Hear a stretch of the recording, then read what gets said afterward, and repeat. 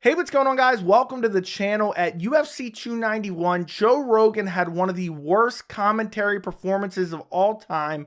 And I wanted to make a video not only discussing Rogan's performance at UFC 291, but his commentary as a whole. Because I believe that Joe Rogan is one of the worst UFC commentators, and the UFC needs to fire him immediately because he is dragging down the sport. And honestly, when I first started thinking about this video, I wanted to start the video by saying Joe Rogan is the worst UFC commentator. But then the more I started to think about it, that's simply not true. There is one commentator that is worse than Joe Rogan that we're also going to discuss in this video. And I also came to two realizations when kind of mentally preparing to make this video. One, there is a fighter that I can pinpoint that Joe Rogan is so biased against that I am convinced that Joe Rogan absolutely hates his guts. And two, there is a reason that I am biased against Joe Rogan, and it kind of hit me over the past couple weeks when I really started to think about how badly I hate Joe Rogan's commentary over the past couple years. So we're going to discuss that as well. But let's jump into his performance at UFC 291 first, because his performance at 291 might have been one of his worst commentary performances of all time. So let's start off, and I'm not even going to be able to cover everything that he did at UFC 291, but let's start off with a nut shot in the Jake Matthews versus Darius Flowers fight. He would not let this go. Jake Matthews threw a teep kick. It landed to the ribs of Darius Flowers, but the heel clearly hit the cup of Darius Flowers. Darius Flowers goes down. He says he got hit in the nuts. Rogan went on and on and on and on and on and said the majority of the impact went to the ribs. It does not matter, Joe Rogan. It does not matter. There was contact with the cup. It doesn't matter if the majority of the impact went to the ribs. If the heel hit the cup of Flowers, it is ruled a nut shot. The referee is going to stop the action and give him 5 minutes to recover. You can see it clear as day in 1080p. You can see it clear as day. He saw it on commentary. I think DC even pointed out to him, well, the heel hit the cup. He is acting like you literally have to get hit full force in the cup to feel any pain. Oh, if it just grazes it, it doesn't matter. It doesn't matter at all. Keep fighting, fight through it. But it has to hit full force. You have to get literally Michael Chandler, Tony Ferguson punted in the cup to have any reaction to a nut shot, according to Joe Rogan. And this isn't the first time he's done this. He's done this many a times. He's literally notorious for watching replays of nut shots and basically saying, oh, well, I don't know. If Rogan was right about every time he suggests that somebody's faking a nut shot, then we have a massive problem in MMA, because people are just faking nut shots even when they're winning fights, according to Joe Rogan. Even when they're in a 50-50 fight, people are faking nut shots in the first round for no reason. That's what Joe Rogan's commentary is insinuating, and Joe Rogan has a massive influence over the MMA audience, and it's just beyond annoying. But that's not the only thing he did. He did multiple other things on this fight card that were so annoying. You jump to the CJ Vergara versus Vinicius Salvador fight. Vinicius Salvador punched CJ Vergara dead in the eye, landed perfectly in the eye. It was a perfectly placed punch. CJ Vergara then said, my eye, ref, and the ref stopped it because he thought there was an eye poke. Fair enough to the ref. He can't see everything in real time. He made the decision, I'm going to stop the fight. Rogan watches the replay, and on every angle of the replay that they showed us, it was clearly a punch in the eye. Rogan acted like, oh, well, we don't really know. There could have been an eye poke. Well, wait a second. You just acted like a nut shot that clearly hit the cup, didn't hit the cup, and now you're acting like a fist that clearly hit the eye and it was not a finger outstretched at all. Now you're acting as if it's an eye poke. And I understand mistakes can be made, but it was just one thing after another for Rogan, and that's not the only thing at UFC 291. You jump to Roman Khabibulov versus Claudio Hibiro. Roman Khabibulov calls out Sean Strickland in the post-fight, and Joe Rogan goes, oh, so you're going to move up to 185? The guy just looks at him like, what? Because guess what? Roman Khabibulov fights at 185. And again, I understand mistakes are made, but this just shows how checked out Joe Rogan is. He doesn't even know what weight class these guys are in. He doesn't take any notes. He doesn't do any research. He just shows up. He collects his check. He probably enjoys doing the couple events he does per year. And he just comes uninformed. He is just completely uninformed. And there was multiple times throughout the night that his commentary was just horrible. And one in particular was Alex Pereira versus Jan Blachowicz. This was a close fight. Okay, this was not a robbery by any means. But Joe Rogan acted as if oh, Alex Pereira clearly won the fight. He was acting in the third round as if Alex Pereira was the only one landing leg shots. And finally, like the last minute and a half of the round, Jan landed a leg kick, and Rogan was like, oh, well, Jan is chopping his legs too. It was just, the commentary was extremely biased in favor of Alex Pereira. This wasn't as bad as we've seen in previous instances, which we're going to talk about in a little bit, but it was noticeably bad in this co-main event at UFC 291. Now, jumping on to other things that Rogan does that is just horrible, horrible, horrible, horrible.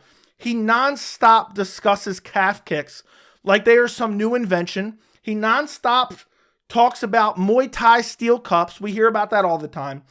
And also, Rogan does this all the time. He enters a fight with a preconceived narrative, and no matter what his eyes see, he will not deviate from that narrative. We're going to give some examples later in this video, but he does it time and time again. He comes into a fight with one belief system of what's going to happen in this fight. And no matter what's actually going on, what he's speaking about on commentary does not match what we're seeing in the fight. It's just craziness that he does this. And he does it with, I don't want to say he does it every fight card, but he does it with a decent enough frequency that people notice it. I'm not the only one that notices. He'll enter with a narrative. No matter what, he will not deviate from that narrative. And he will just say whatever he needs to say to support that narrative during a fight. He's also extremely biased towards Brazilian Jiu-Jitsu guys for whatever reason. When Ryan Hall is flopping around on the ground against Ilia Topuria, he's acting as if, oh, this is some new breed stuff. We've never seen something like this before. Then Ilia Topuria brutally KOs him. And, just to also go back to discussing, he doesn't know a lot about these fighters. Ilia Topuria is primarily a BJJ guy, okay? When he went to the ground with Bryce Mitchell, Rogan's acting like, oh, I can't believe he would enter Bryce's world. Ilia Topuria primarily wins by submission, not in the UFC, but he primarily wins via submission. Obviously, he started falling in love with his hands a bit in UFC, but he acted like Topuria going to the ground with Bryce Mitchell was like the craziest thing ever. And then, of course, Topuria then ragdolls him and submits him. It's just crazy, and I could go on and on and on. The commentary is horrible. The most that Joe Rogan has to offer now is essentially just saying, I could literally make a soundboard of Joe Rogan, and essentially I could use that soundboard to commentate every UFC fight card now. He's in real trouble here. And then basically, oh, just screaming, oh, over and over and over again. Every time he thinks that he thinks there's a big shot landed. And it's crazy because Rogan used to never be like this. But the second they really started hyping up that reaction cam, I think it was back when Rose knocked out Joanna Jędrzejczyk the first time. I think that's when it was first really went viral. Now it's like Rogan, all he does is show up and he's like, oh, I got to overreact, and I got to grab onto my commentary team, and my eyes have to pop out of my head, and I have to scream, oh, and I have to have this really crazy over-exaggerated reaction to every finish ever in an attempt to go viral. That's all Rogan's good for anymore. He used to actually have legendary lines. Like, I'll never forget when Conor slept Jose Aldo.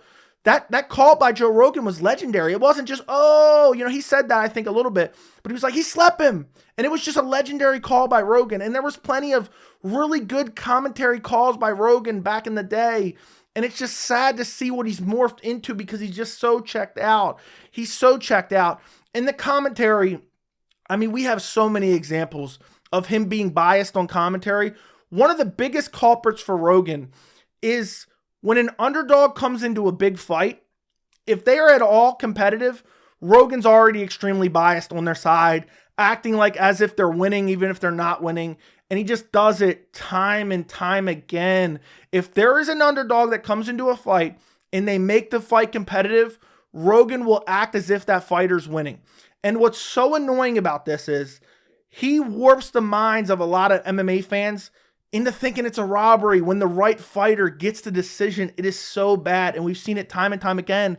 And he drags Daniel Cormier into this. Daniel Cormier, I'm not a massive fan of his commentary, but when he's not with Rogan, he's not that bad.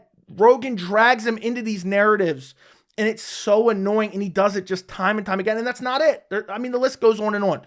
Speculating on injuries.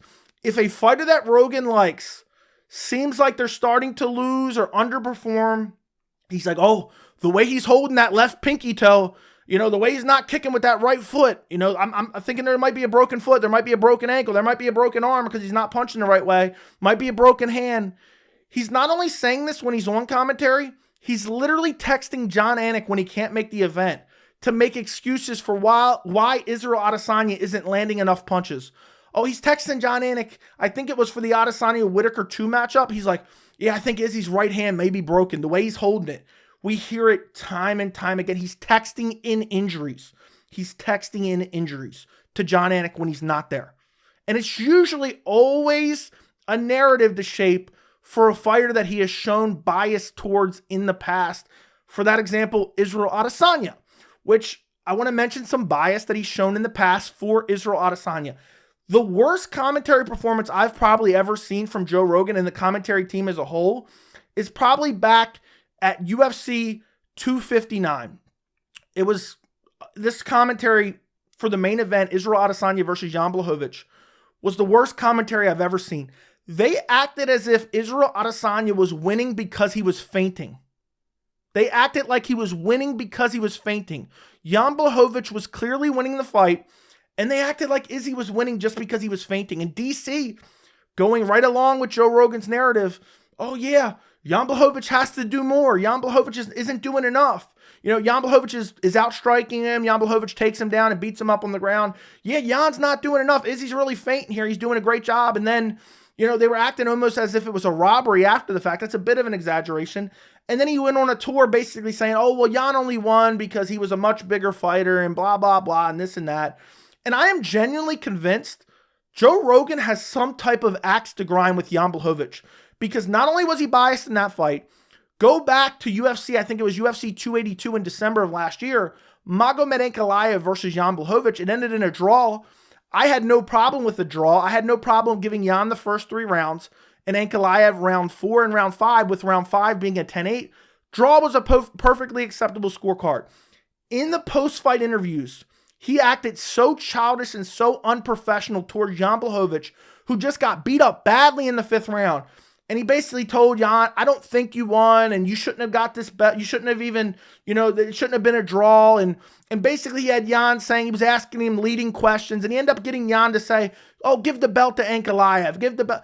Rogan literally convinced Jan in front of a whole entire crowd and in front of everyone watching on pay-per-view to basically say he lost the fight when he's concussed and he's still confused because the fight he took a lot of damage in.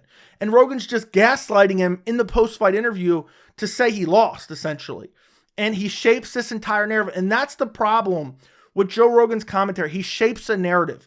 And a lot of brain-dead MMA fans, and some that aren't so brain-dead, but just maybe they're not wise about what Joe Rogan's doing, he shapes this narrative.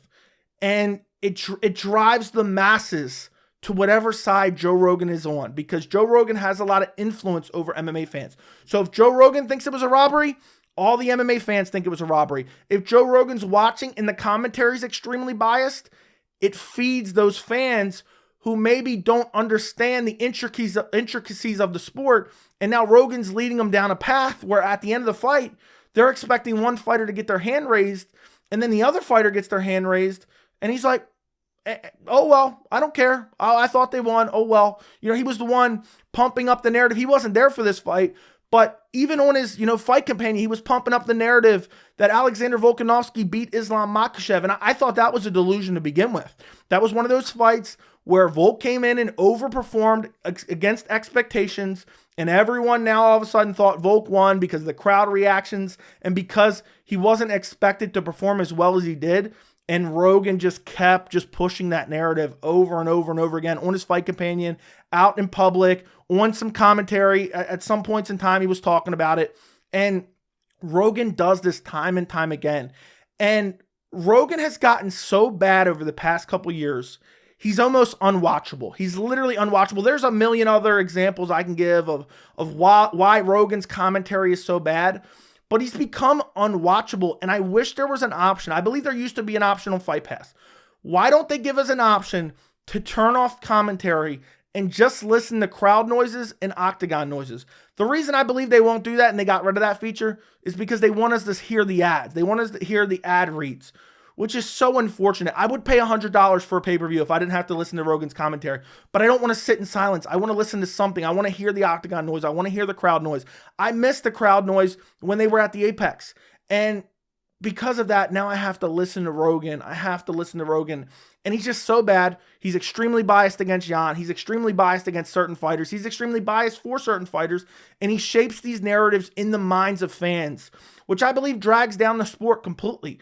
And the reason I hate it so much, and this gets into the reason why I'm biased against Joe Rogan, because maybe Joe Rogan doesn't do that bad of a job, and maybe I'm over-exaggerating. But the reason I hate Rogan's commentary so much is because I miss Joe Rogan from a couple years ago. I miss Joe Rogan from like 2014, 2015. I know that's not even a couple years ago. That's almost 10 years ago. That's craziness. Rogan in his prime with Mike Goldberg was the best commentary ever. I mean, I remember on occasion when Rogan used to not be doing commentary on a card, I used to be like, man, this sucks. I'm going to miss Rogan. I really enjoy his commentary. You know, he really offers insight into the fight, and he notices things that maybe I don't notice, and he explains the rules really well to people who maybe are uninformed. And he's just not that anymore. He's just regressed over and over, slowly and slowly, more and more over the course of years. And that's the reason I'm biased against him. Maybe he's not that bad. But if you take Joe Rogan of 2023, you take his UFC commentary, and you compare it to like 2014, 2013, it is night and day. And if you've been watching this sport like I have for the last however many years I've been watching, for roughly 13 years, you have seen this decline. And the thing is, Rogan may not be that terrible. I think he's horrible. But compared to his former self, I mean, he couldn't hold a candle to his former self. The old commentary between Joe, I'm missing it so much right now. I mean, there used to be a day, they'd be like, oh, Joe Rogan's not commentating this event, because he used to do every event. And I'd be like, man, this ruins the event for me. I'm going to miss Rogan on commentary. It doesn't feel as big.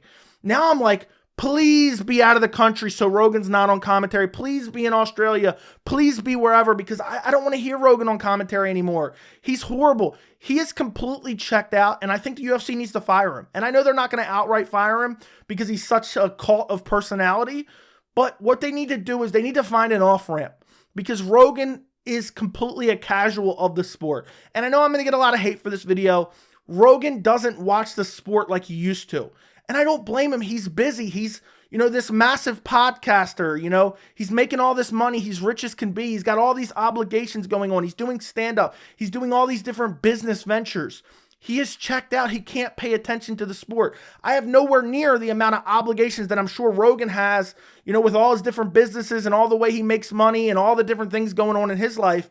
I can barely keep track of the sport. So how is he going to be able to keep track of the sport the way he used to, with the passion that he used to, with the level of education that he used to? He just doesn't have it anymore. He's a casual fan. He just shows up, he mails in his job, and he leaves with his check. And I know people say, oh, well, he doesn't even make that much. He can make more doing other things. It doesn't matter. He shows up because he enjoys being there. He's just there to collect a check. He doesn't do any research. He's not researching these fights. And then he drags down the whole commentary team with him. DC is nowhere near as bad when Rogan's not there. But when Rogan's there, all those two do all night, oh, and their eyes pop out of their head. It used to never be like that. We used to get real, genuine reactions. Now I feel like we're going back to that like 2013 days of like fake YouTube pranks. That's the vibe I get from Rogan when he's doing these fake reactions. And it just ruins the cards for me. Honestly, it ruins the cards. It's so bad. It's really, really bad. And some cards are worse than others. But just in particular, on some of these big cards, Rogan is horrible. I talked about all the reasons at UFC 291, or most of the reasons at UFC 291. He is the most biased commentator, or one of the most biased commentators. But I don't think he's the worst. But I do believe the UFC needs to get rid of him. And I don't think they can outright fire him. But there has to be an off-ramp for Joe Rogan. And what I would like to see them do, they've already scaled back where he's only commentating pay-per-views in the United States. So that's roughly, what, maybe 6 events a year, 8 events a year? I'm not sure. I think typically UFC does 13 to 14 pay-per-views per year. And I think they do maybe half of them outside the country. But, you know, either way, they do, you know, 4 or 5 events at least out of the country. I wish they would start scaling him back a little bit. And they say, oh, well, Rogan's got other obligations, you know, like that one Izzy Whitaker card that I'm pretty sure he was texting in injuries. He missed that card for whatever reason. Let's slowly scale him back, and then let's eventually say, you know what? Rogan's too busy. He's gave a lot of time in life for this sport. He's helped promote this sport. He's one of the biggest personalities. But let's let him go on and move on to bigger and better things. Let's keep him off the commentary desk. We got all these other commentators that can do a fine job filling in for him. We don't need Rogan anymore. I understand they can't outright fire him. They can't say, oh, we're cutting ties with Joe Rogan. There would be a riot. There's a point in time where if Joe Rogan would have got fired from the UFC, I would have been protesting. I would have been up in arms. I would have been like, this is ridiculous. But now it's like, oh my goodness, please find a reason to get rid of him, UFC. It's horrible. I can't take it anymore. But I think they can find an off-ramp for him that isn't, oh, Rogan's fired. It's, oh, Rogan's too busy. We're going to scale him back to 3 pay-per-views per year. Only the biggest cards. And then we're like, oh, well, Rogan's going to miss these events this year because he's got other things going on. He's got other obligations. That's all we need. We don't need to outright fire him. I think they can do that. Now, as far as the other commentators, we have Jon Anik. And I've gotten flack for certain things I've said about Jon Anik. I don't dislike Jon Anik. I think he does a fine job. But Jon Anik, I hate the pre-scripted corny lines. I hate the pre-scripted corny lines. Glover Teixeira breaks through at 42 and you know, just there's corny line. I mean, Superman Span strikes at MSG or something like that. I can't even remember. He pre-scripts corny lines based on outcomes he's maybe expecting, and it's so cringy and so corny. And then on top of that, the majority of Anik's job, and I know this isn't his fault, this is the UFC's fault, is just basically reading DraftKings odds and talking about statistics. Oh, and Rogan does that too, the statistics. Those stats are fake, guys. We don't know who's counting those stats. Those stats are completely unreliable. And the commentary teams half the time in general, not just Rogan, they're all guilty of this, constantly talking about the stats. Oh, this person landed this many significant strikes. It goes on and on and on. But Jon Anik, I don't think he's bad. I like Jon Anik, but I mean, he's basically reading DraftKings odds, reading advertisements, and basically talking about statistics. And then, oh, let's throw in a corny line when someone gets a knockout here. Let's just throw in a corny line that I pre-scripted in my hotel room. And it's honestly annoying. And then you have, you know, some of your other commentators, Dominic Cruz, you have Paul Felder, you have Laura Sanko. I'm trying to think of the other commentators that they have. They have DC, which we already kind of talked about. He's okay, but he kind of gets lulled into these narratives with Joe Rogan. But I think Michael Bisping is the worst commentary personality of them all. He is so incredibly biased. He doesn't pay attention to what's going on in the actual cage, and I don't know. I know he has one eye, but it seems like he's not even watching the fight, and he's just saying corny jokes that aren't even funny the entire card. Bisping is one of the... He literally ruins a card for me. I would rather have 3 Joe Rogans screaming, oh, the entire night and speculating about injuries the entire night than listen to Bisping do commentary on any card. I don't care if it's an Apex card or not. He is so bad. He is so biased. He's incredibly biased towards UK fighters. And he's literally the worst commentator in the entire sport. And I understand he's a former fighter. I understand people like him because he says weird stuff. Bisping is horrible. Compared to Bisping, Rogan is grade A commentary compared to Bisping. But honestly, I wanted to discuss who would be my dream team on commentary. And I think this is going to shock a lot of you guys because at one point in time, I would have had Dominic Cruz on this team. But Dominic Cruz, I think he has CT. He doesn't even understand the scoring criteria.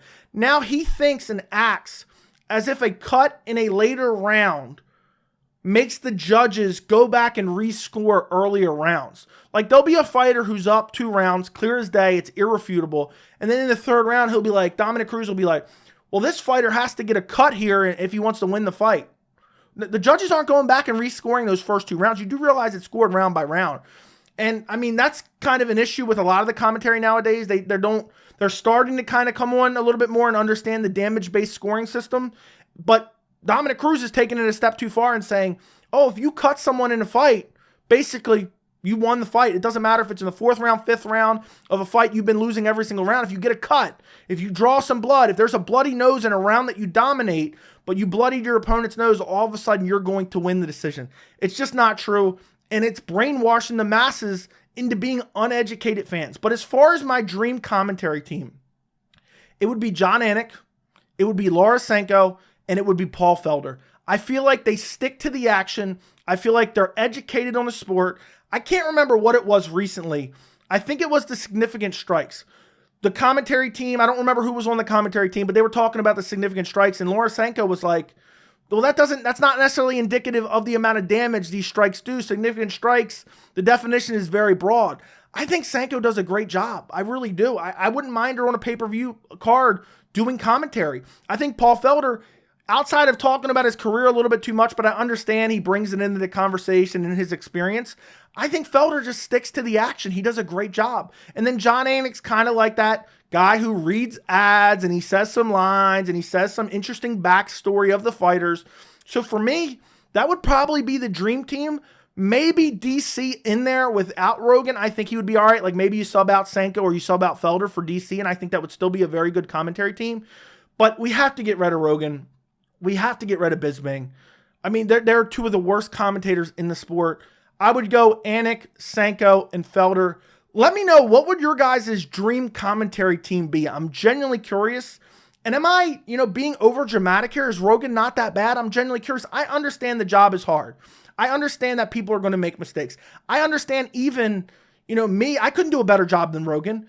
But I'm just saying he's getting paid to do this, and he's checked out. He's not paying attention to this sport.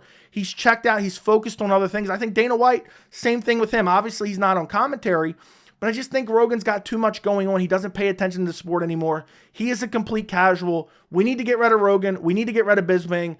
We don't need to do it in a way that's going to, fire up the fan base and say, oh, Rogan got fired, let's all revolt, or Bisping got fired, let's all revolt. Let's give him a nice off-ramp, okay? Let's cut him back. Let's only get him a couple times a year, and I would just be happy with that, because the biased commentary, the misinterpretation of the judging rule set or the judging criteria and the rule set it's just too much to bear. It's really too much to bear, and it's dragging down the sport overall. Let me know what you guys think about all this down in the comments. Don't forget to like the video. Don't forget to subscribe, and thank you so much for watching.